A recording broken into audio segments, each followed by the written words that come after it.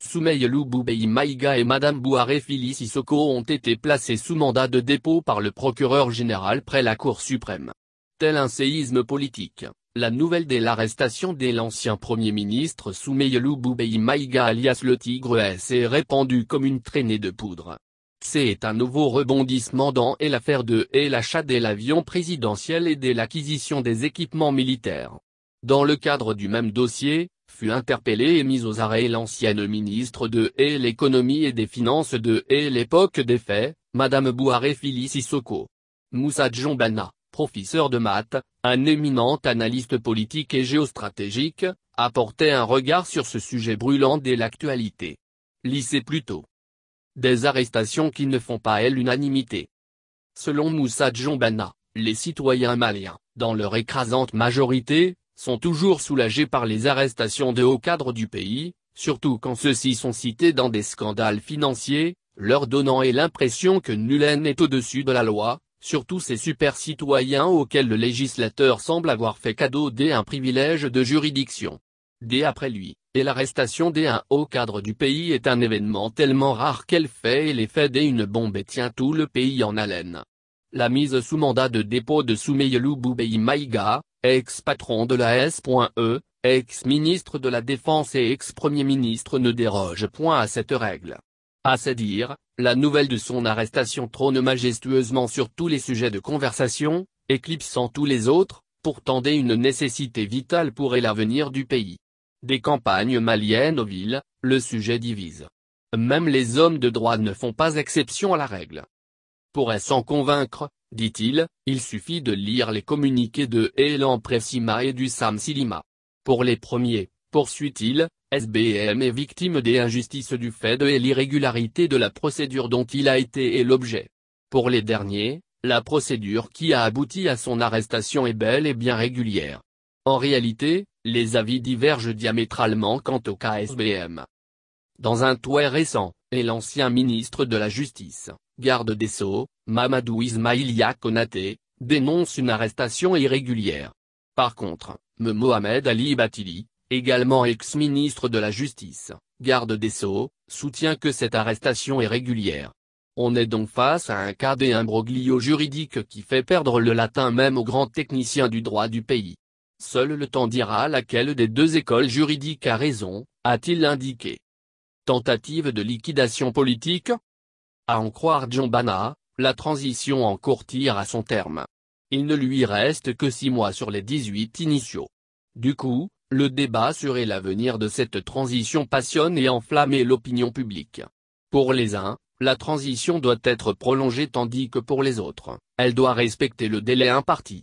Et parmi les figures de proue de la scène politique, qui défendent urbi et orbi le respect des délais, figure Soumeylou Boubèye Maïga. Curieusement, après la sortie médiatique du regroupement politique hétéroclite dont il est membre avec bien des autres, exigeant la fin de la transition actuelle dans le délai imparti, SBM a été mis aux arrêts dans un dossier qui, selon lui, il faut le reconnaître, après plusieurs rebondissements, avait été classé sans suite. Donc pour lui, le timing du déterrage de ce dossier, couplé avec la célérité avec laquelle le principal concerné a été mis au cachot, nonobstant son statut d'ancien ministre, amène beaucoup de citoyens, à l'instar de l'association malienne des procureurs et poursuivants, à poser la problématique d'un règlement de compte politique. Curieusement, des autres membres de ce regroupement politique exigeant la fin de la transition dans les délais et non des moindres, comme Moussa Mara par exemple, seraient dans le collimateur de la justice et cela pourrait être imminent. Toutes ces coïncidences troublantes militent en faveur d'une tentative de liquidation politique sur fond de divergences graves sur l'issue de la transition militaro-civile actuelle, a-t-il dit. Quid de la jurisprudence ? Il est clair que Moussa Camara a été arrêté en violation de son statut d'ancien ministre. C'est une injustice qu'il a toujours dénoncée. Il a même écrit un livre pour cela. Et je suis d'accord avec lui. Admettons que le cas Moussa puisse constituer une jurisprudence. Le général Camara a été libéré sans procès, de sorte qu'on ne sait pas ce qui s'est réellement passé. Est-ce que c'est ce que nous voulons pour tous les anciens ministres qui seront arrêtés ? Je ne le pense pas. Il ne sert à rien d'arrêter les gens pour les libérer ensuite sans procès, tout en classant le dossier, a-t-il regretté.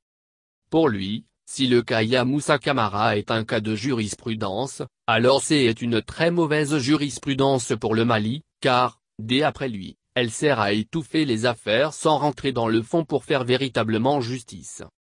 Et Assimi Goïta dans tout ça? Selon Moussa Djombana, le chef de l'État, le colonel Assimi Goïta doit bien ouvrir l'île. Et l'énigmatique colonel, jusqu'ici, est au-dessus de la mêlée.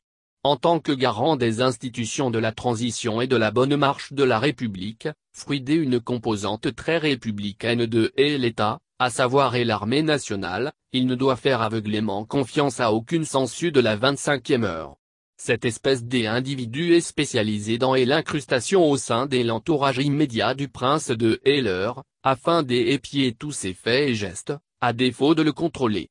Et Dieu seul sait pour qui il roule réellement, tellement ils ont développé une expertise dans l'art de la dissimulation. Ce sont de véritables disciples de Machiavel, a-t-il alerté.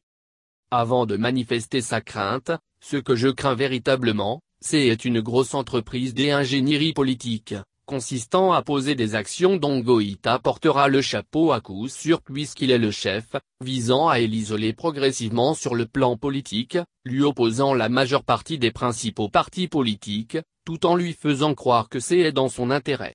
Une fois isolé politiquement, empêtré dans la tempête de la grogne sociale car n'ayant pas de baguette magique pour régler tous les problèmes, ces gens-là pourront mettre ainsi à exécution leur véritable mission, la capture du pouvoir des États sans grande difficulté. Le colonel Goïta doit ouvrir l'île. Que reste à faire maintenant? M. Djombana estime que le problème de la justice malienne, c'est le privilège juridique faisant de certains de super-citoyens, alors que nous sommes tous censés être égaux devant la loi. Pour lui, il faut abolir dans les règles de l'art ces privilèges afin que tout le monde puisse être justiciable au même titre. En ce qui concerne les dossiers chez le vérificateur général, il ajoute qu'il faudrait, si c'est possible, créer un tribunal spécial pour les crimes économiques, chargé de juger tous ceux qui ont un dossier et sont suspectés de malversation, de magouille. Et tout cela doit se faire sans esprit de règlement de compte, de vengeance et l'unique objectif de rendre justice au peuple malien.